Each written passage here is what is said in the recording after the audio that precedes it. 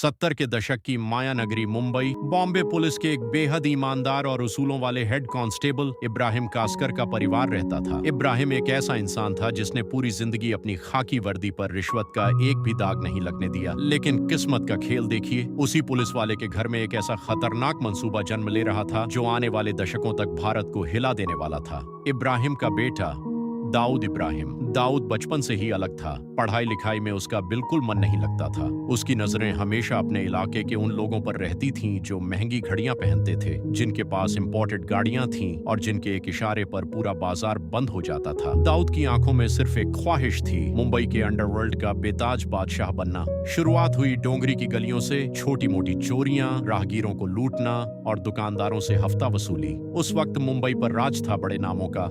हाजी मस्तान, यूसुफ पटेल और करीम लाला। स्मगलिंग की दुनिया पर करीम लाला का दबदबा था। करीब 20 साल का दाऊद करीम लाला के गैंग में शामिल हो गया। उसका काम था स्मगल किए गए सोने, घड़ियों और हथियारों की कंसाइनमेंट को पुलिस और दुश्मन गैंग से बचाकर सुरक्षित ठिकाने तक पहुंचाना। लेकिन दाऊद कोई आम गुर्गा नहीं था। वो चुपचाप सब देख रहा था, सही मौके का इंतजार कर रहा था। गैंग में करीम लाला के 2 सगे भांजे थे, आलमजेब और अमीर जादा। इन दोनों को दाऊद की बढ़ती अहमियत और उसकी चालाकी बिल्कुल पसंद नहीं थी। एक रात एक कस्टम ऑफिसर ने करीम लाला की बहुत बड़ी कंसाइनमेंट पकड़ ली। आलम का खून खौल उठा। उसने बिना समय गंवाए उस कस्टम ऑफिसर को किडनैप कर लिया और मुंबई के एक सीक्रेट बेसमेंट में बांध कर रखा गया। आलम ने बंदूक उसके माथे पर रखते हुए कहा, तेरी हिम्मत कैसे हुई पठान का माल छूने की? जान प्यारी है तो 2 लाख रुपए का इंतजाम कर, वरना तेरे शरीर के टुकड़े कर दूंगा। उस द्वार में 2 लाख रुपए बहुत बड़ी रकम हुआ करती थी। इस फिरौती को लाने और मामला संभालने की जिम्मेदारी दी गई दाऊद को। जब दाऊद के हाथ वो रकम आई, उसके अंदर का लालच जाग उठा। उसकी नीयत पूरी तरह बदल गई। उसने पैसे का बड़ा हिस्सा अपने पास छुपा लिया और सिर्फ थोड़ी रकम जाकर आलमजेब को दी।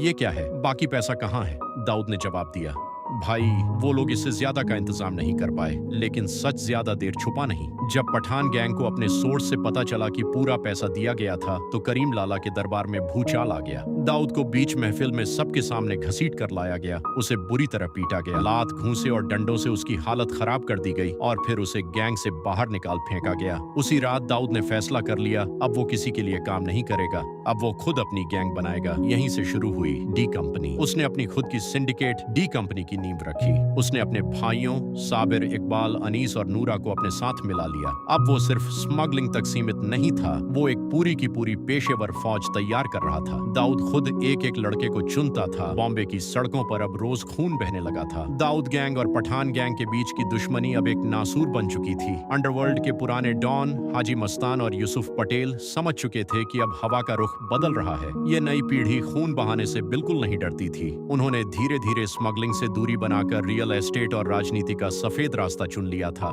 साल 1981 दादर के एक पेट्रोल पंप पर रात के सन्नाटे में दाऊद का बड़ा भाई साबिर इब्राहिम अपनी कार में बैठा था। तभी पठान गैंग की गाड़ियां वहां आकर रुकीं। हथियारों से लैस शूटर नीचे उतरे, जिनमें मुंबई का सबसे खूंखार और पढ़ा लिखा गैंगस्टर मान्या सुरवे भी शामिल था। अचानक गोलियों की बौछार शुरू हो गई। साबिर का सीना छलनी हो गया। कार के शीशे टूटकर बिखर गए और कुछ ही सेकंड में साबिर की लाश खून के तालाब में पड़ी थी। उसी रात दाऊद पर भी उसके घर के पास एक जानलेवा हमला हुआ, लेकिन किस्मत ने उसे बचा लिया। जब दाऊद अस्पताल पहुंचा और उसने अपने भाई साबिर की खून से लथपथ लाश देखी, तो उसके अंदर का बचा कुचा इंसान भी उसी पल मर गया। उसने कसम खाई, आज के बाद मुंबई की सड़कों पर पठान गैंग का एक भी आदमी जिंदा नहीं बचेगा। मैं उन्हें उनके घरों में घुसकर मारूंगा। आलम समझ चुका था, दाऊद अब एक पागल हाथी बन चुका है जिसे रोकना नामुमकिन है।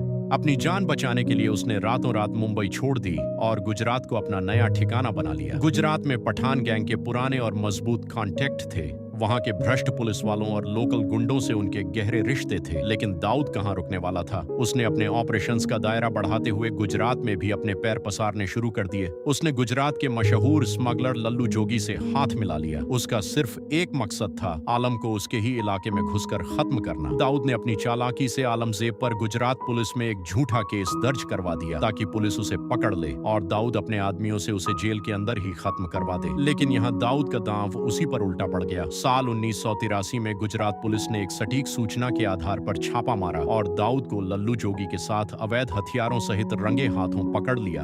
उसे कोफे पोसा कानून के तहत गिरफ्तार कर जेल में डाल दिया गया। ये खबर मिलते ही आलम ने दाऊद के आदमियों पर ताबड़तोड़ हमले शुरू कर दिए। उसके 2 खास कुर्गों को बीच सड़क पर गोलियों से भून दिया गया। जेल की सलाखों के पीछे बैठा दाऊद समझ चुका था कि गुजरात में आलम को मारना आसान नहीं है। जैसे ही उसे बेल मिली, उसने तुरंत मुंबई का रुख किया। अब दाऊद एक सही मौके की तलाश में था और वो मौका उसे मिला। 6 सितंबर 1983 को आलमजेब का भाई अमीरजादा एक पुराने केस के सिलसिले में मुंबई के सेशन कोर्ट में पेश होने वाला था। दाऊद जानता था ये काम कोई जाना पहचाना शूटर नहीं कर सकता, क्योंकि पुलिस हर चेहरे को पहचानती थी। इसके लिए उसने अंडरवर्ल्ड के उभरते खिलाड़ी बड़ा राजन की मदद ली। राजन ने एक दुबले पतले बेहद कम उम्र के लड़के को चुना, डेविड परदेसी। डेविड देखने में बिल्कुल आम कॉलेज के लड़के जैसा लगता था। मासूम चेहरा, कोई शक ही नहीं कर सकता था। कोर्ट रूम खचाखच भरा हुआ था। भारी पुलिस बंदोबस्त था। जज अपनी कुर्सी पर बैठे थे और अमीरजादा कटघरे में खड़ा था। तभी भीड़ के बीच से डेविड धीरे धीरे आगे बढ़ा, बिना किसी डर के। उसकी उम्र और मासूम चेहरे को देखकर किसी पुलिस वाले ने उसे रोकने की जरूरत ही नहीं समझी। वो कटघरे के पास पहुंचा और धीरे से बोला, अमीरजादा, दाऊद भाई ने आखिरी सलाम भेजा है। और अगले ही पल उसने अपनी पैंट के अंदर से रिवॉल्वर निकाली और धड़ाधड़ गोलियां चलनी शुरू हो गईं। कुछ ही सेकंड में अमीरजादा जमीन पर गिर चुका था। कोर्ट रूम में अफरा तफरी मच गई, चीख पुकार, भगदड़। पुलिस ने तुरंत डेविड को पकड़ लिया, लेकिन दाऊद जो संदेश देना चाहता था वो पूरे देश तक पहुंच चुका था। दाऊद के ऊपर उस समय कई गंभीर आपराधिक मामले चल रहे थे। 1970 के एक रॉबरी केस में उसे 4 साल की सजा भी सुनाई जा चुकी थी, लेकिन इसके बावजूद वो बेखौफ बाहर घूम रहा था। साल 1984 में जब दाऊद के महंगे वकीलों ने एक नए केस में उसकी अग्रिम जमानत की अर्जी सेशन कोर्ट में लगाई, तो सरकारी वकील ने कोर्ट में जोर देकर कहा,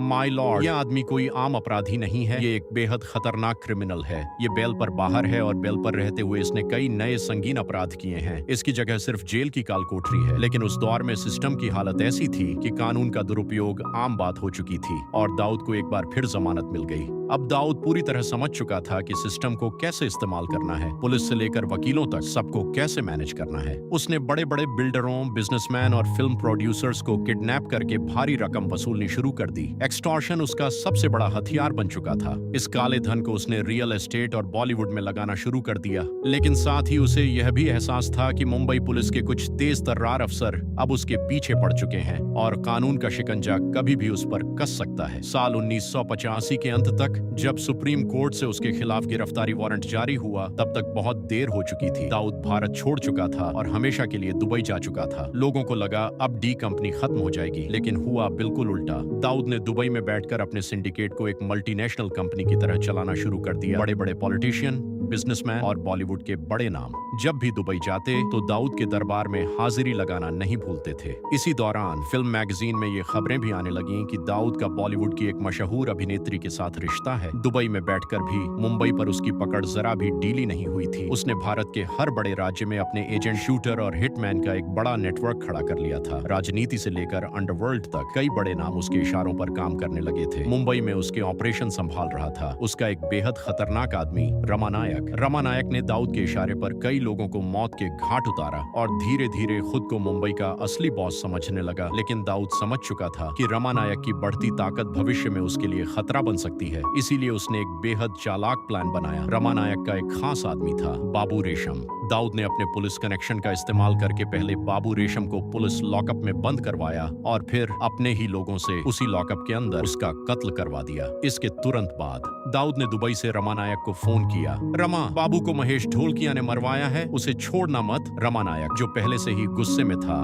बिना सोचे समझे अरुण गवली के साथ मिलकर महेश ढोलकिया को दिन दहाड़े मार डाला। लेकिन कुछ समय बाद जब सच्चाई सामने आई कि बाबू रेशम की हत्या की पूरी साजिश खुद दाऊद ने रची थी, तो रमा नायक आग बबूला हो गया। उसने खुलकर बगावत कर दी, दाऊद के लोगों को पकड़ पकड़ कर मारना शुरू कर दिया और ऐलान कर दिया, अब मुंबई का बॉस मैं हूँ, दाऊद नहीं। इसके बाद मुंबई की सड़कों पर एक नई जंग शुरू हो गई। डी कंपनी बनाम गवली गैंग। हर दिन गोलियां चलती थीं, हर दिन लाशें गिरती थीं। गवली ने दगड़ी चौल को एक किले में बदल दिया। उसने बेरोजगार युवाओं को अपने गैंग में शामिल करना शुरू किया। उन्हें हथियार चलाने की ट्रेनिंग दी जाने लगी। गवली ने दाऊद के मैनेजर महेश चौड़िया को किडनैप किया और उसे बेरहमी से मार डाला। दाऊद ने पलटवार करते हुए गवली के सगे भाई किशोर गवली की हत्या अपने हिटमैन महेश कुलकर्णी से करवा दी। 1992 में अरुण गवली के खतरनाक शूटर शैलेश हल्दनकर ने दाऊद के जीजा इस्माइल पारकर का कत्ल कर दिया। दाऊद के लिए यह उसके घर उसके परिवार पर सीधा हमला था। उसकी बहन विधवा हो गई थी। दुबई में बैठे दाऊद ने अपने सबसे खास और जांबाज शूटरों को ऑर्डर दिया, मुझे हदनकर मुर्दा चाहिए, चाहे वह कहीं भी छुपा हो। शैलेश हल्दनकर उस वक्त एक पुराने हमले में घायल होने के कारण मुंबई के जे हॉस्पिटल में भारी पुलिस सुरक्षा के बीच भर्ती था। दाऊद के शूटर, जिनमें सुभाष सिंह ठाकुर और सुनील सावंत शामिल थे, AK-47 लेकर सीधे अस्पताल में घुसे। उन्होंने वार्ड में घुसते ही अंधाधुंध गोलियां बरसानी शुरू कर दी। 400 से ज्यादा गोलियां चली।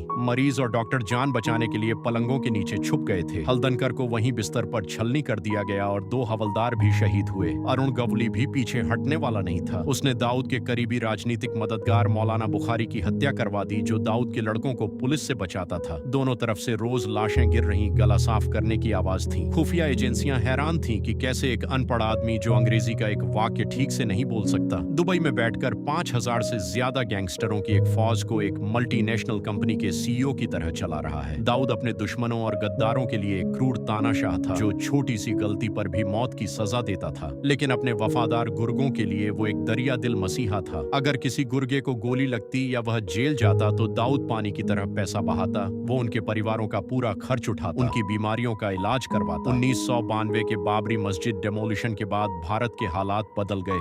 पूरे देश में दंगे भड़क उठे और यहीं पर एंट्री हुई पाकिस्तान की खुफिया एजेंसी ISI की। ISI ने दाऊद इब्राहिम में एक अचूक हथियार देखा। ISI के टॉप कमांडरों ने दुबई में दाऊद से कांटेक्ट किया। उन्होंने दाऊद को उसकी सुरक्षा, उसके काले व्यापार को पूरी दुनिया में बेरोक टोक चलाने और उसे हमेशा के लिए महफूज रखने का लालच दिया। इसके बदले में उन्हें सिर्फ एक चीज चाहिए थी, दाऊद का विशाल तस्करी नेटवर्क, जिसका इस्तेमाल करके वह भारत में मौत का सामान भेज सके। दाऊद, जिसके अंदर का मुसलमान बाबरी मस्जिद की घटना से भड़का हुआ था और जिसके अंदर का व्यापारी नया मुनाफा देख रहा था, उसने अपनी देश का सौदा कर लिया। दाऊद ने गुजरात और महाराष्ट्र के समुद्री तटों के जरिए हथियारों और RDX की भारी कंसाइनमेंट भारत में उतारनी शुरू की। उसने अपने सबसे खूंखार और भरोसेमंद गुर्गे टाइगर मेमन को इस नापाक काम की जिम्मेदारी सौंपी। 12 मार्च 1993 मुंबई, वो काला दिन जब एक के बाद एक 12 सिलसिलेवार बम धमाकों ने पूरे शहर को खंडहर और श्मशान में तब्दील कर दिया। बॉम्बे स्टॉक एक्सचेंज की गगनचुंबी इमारत से लेकर एयर इंडिया बिल्डिंग, सेंचुरी बाजार और जावेरी बाजार तक हर जगह सिर्फ खून, चीखें, कटे हुए अंग और काला धुआं था। 250 से ज्यादा बेगुनाह लोग मारे गए और हजारों जिंदगी भर के लिए अपाहिज हो गए। वो दाऊद इब्राहिम, जो कल तक सिर्फ एक स्मगलर था, अब भारत का सबसे बड़ा और सबसे वांटेड आतंकवादी बन चुका था। इन धमाकों के बाद डी कंपनी के अंदर भी दरार आ गई। छोटा राजन जैसे हिंदू गैंगस्टरों ने दाऊद का साथ छोड़ दिया और खुद को देशभक्त डॉन घोषित करते हुए दाऊद के खिलाफ जंग छेड़ दी। डी कंपनी अब पूरी तरह से एक आतंकी सिंडिकेट बन चुका था। 1995 तक आते आते दाऊद का सालाना टर्नओवर 2000 करोड़ रुपए का आंका गया था, जो आज के समय के हिसाब से 6000 करोड़ से भी कहीं ज्यादा है। Shipping, food processing, garment export, Bollywood financing, real estate से लेकर ड्रग्स और हथियारों की ग्लोबल तस्करी तक दाऊद का यह खूनी साम्राज्य लंदन, स्विट्जरलैंड, दुबई, लागोस और कराची तक फैल चुका है। आज दाऊद इब्राहिम पाकिस्तान की सेना और ISI की कड़ी सुरक्षा में कराची के पॉश कक्फटन इलाके में एक कायर की तरह छिपा बैठा है। उसे पाकिस्तानी मिलिट्री की बैकिंग संगीत हासिल है और वह बदले में उनकी डर्टी ऑपरेशंस की फंडिंग करता है। दोस्तों, ये थी दाऊद इब्राहिम की कहानी। अगर आपको यह वीडियो पसंद आई हो तो इस वीडियो को लाइक जरूर करें और ऐसे ही वीडियोस के लिए चैनल को सब्सक्राइब करना ना भूलें। मिलते हैं अगले वीडियो में, तब तक के लिए जय हिंद, जय भारत।